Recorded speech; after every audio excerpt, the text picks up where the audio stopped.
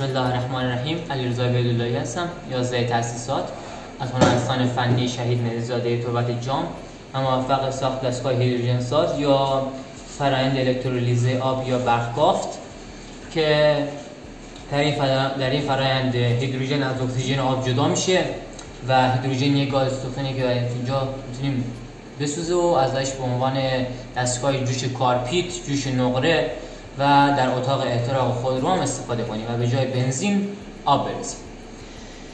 طریق کار دستگاه اینجوری که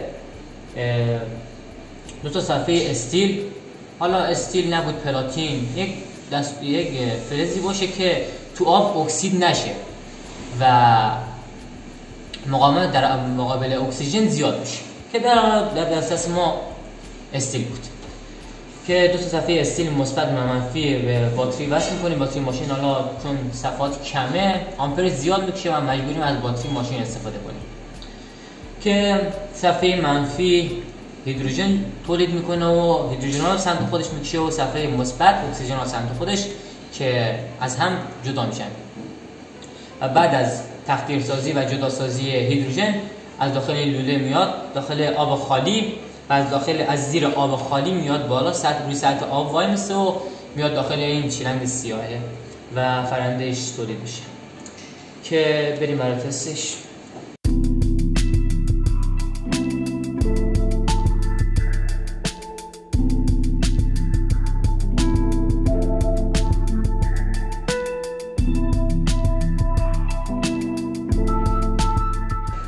الان دستگاه در حال کاره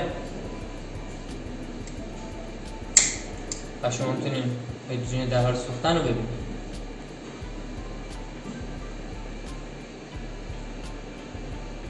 الان دستگاه در حال کاره و میبینیم که صفحات مثبت داره اکسیژن رو میکشه سمت خودش و صفحات منفی هیدروژن و هیدروژن سطح آب یا داخل این لوله یا زیر آب و برای اینکه خنک بشه میاد زیر آب از اینجا خارج میشه و میتونیم شعله‌شو ببینیم. اینم شعله هیدروژنه که چند صد درجه گرما داره.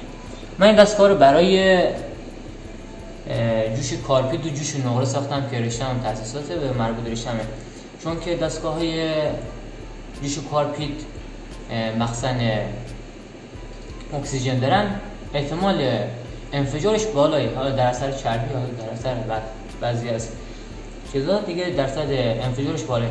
با این دستگاه اگر بشه کاری کرد و سرپیک ساخت و یکم روش کار کرد میشه به عنوان جوش نقره و جوش کارپیت هم استفاده کرد.